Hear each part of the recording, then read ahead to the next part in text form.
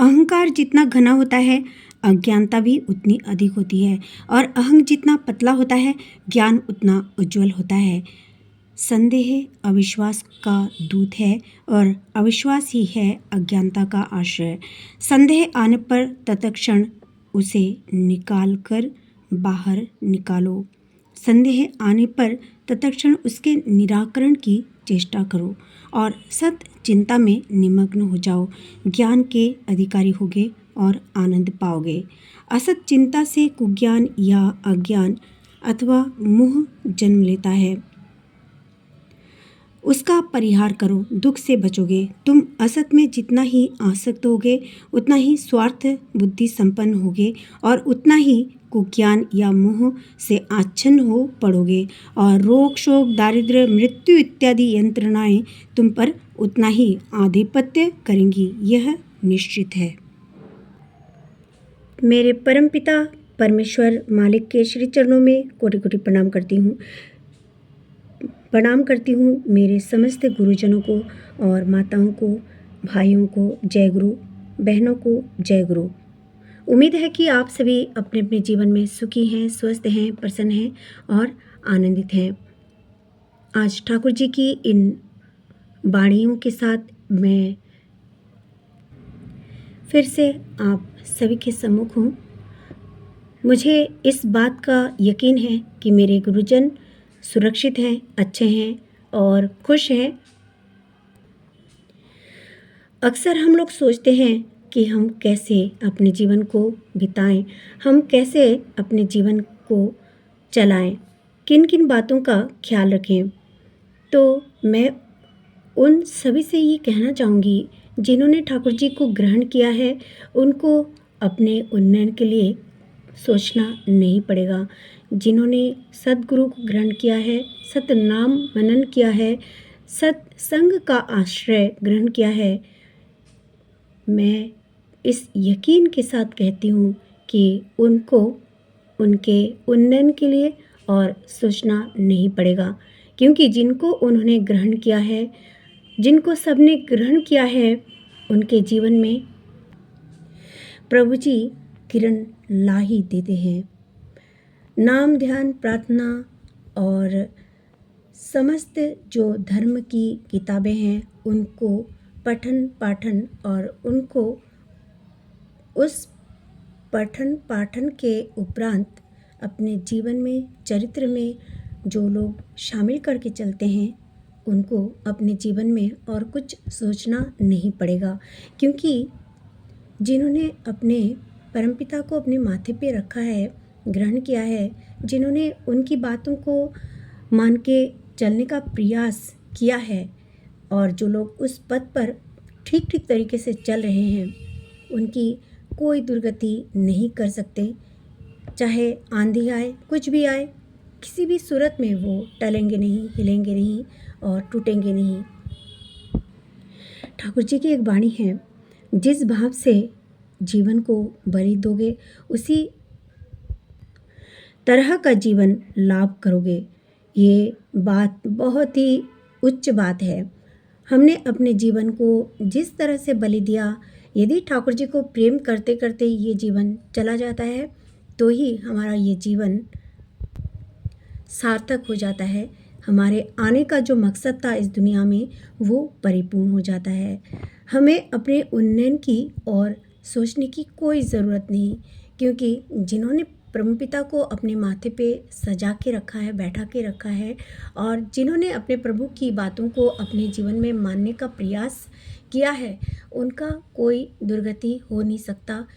कोई रोग, कोई शोक, कोई विपरीत परिस्थितियाँ क्यों ना उसको हराने की कोशिश करे, वो हार नहीं सकता, वो टूट नहीं सकता, वो रोग से मर नहीं सकता। बस नाम जप, नाम जप और नाम जप, कीर्तन और टाइमली प्रेयर और ठाकुर जी की किताबों को अपने जीवन में रोज़ पढ़ने की आदत बनाना, और उन बातों को अपने बच्चों को पढ़ाना, उनको समझाना, खुद उन बातों पे अमल करके चलना। और क्या चाहिए जीवन को आगे बढ़ाने के लिए, स्वर्ग बनाने के लिए हमें कोई मशक्क़त करने की ज़रूरत नहीं।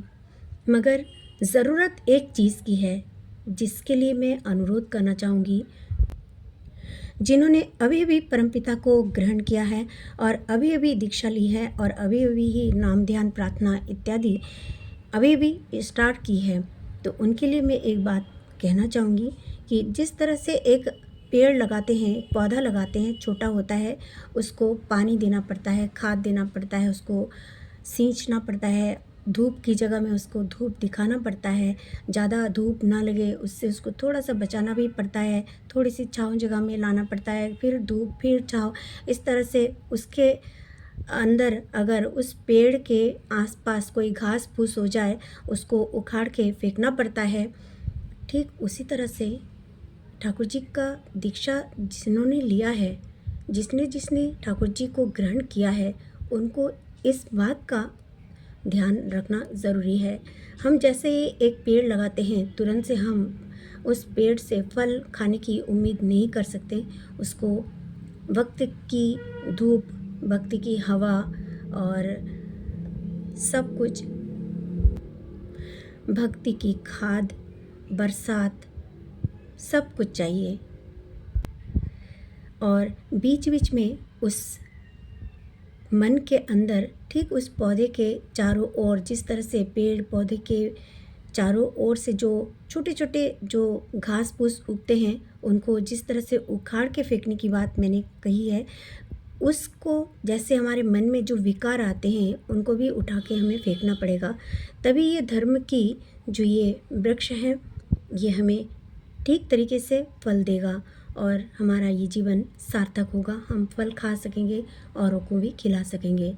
इसीलिए जिन्होंने दीक्षा ली है, बहुत पेशेंस के साथ में, बहुत आराधना के साथ में ये साधना करनी ज़रूरी है।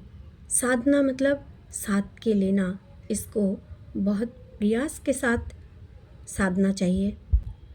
इसके लिए रेगुलरिटी बहुत ज़रूरी है। प्रतिदिन एक नियम में रहना बहुत ज़रूरी है, वरना कुछ भी नहीं हो सकता।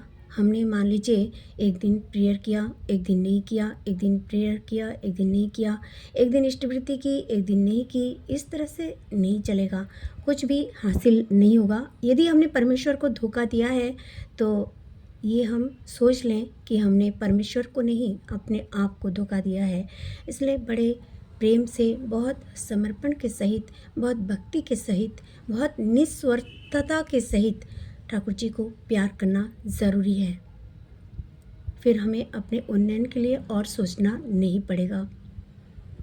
परमपिता के श्री चरणों में कोटि कोटि प्रणाम करते हुए आप सभी की मंगल कामना करती हूँ और मेरे गुरुजनों से यही अनुरोध करती हूँ, आप लोग मुझे यूं ही आशीर्वाद देते रहें। छोटों को भी यही कहना चाहूँगी कि आप लोग भी मुझे बहुत प्रेरणा दें आगे बढ़ने की, मेरे ठाकुर जी की बातों को बहुत दूर दूर तक मेरे इस चैनल के ज़रिए मैं पहुंचा सकूं, ये आशीर्वाद आप लोग दें।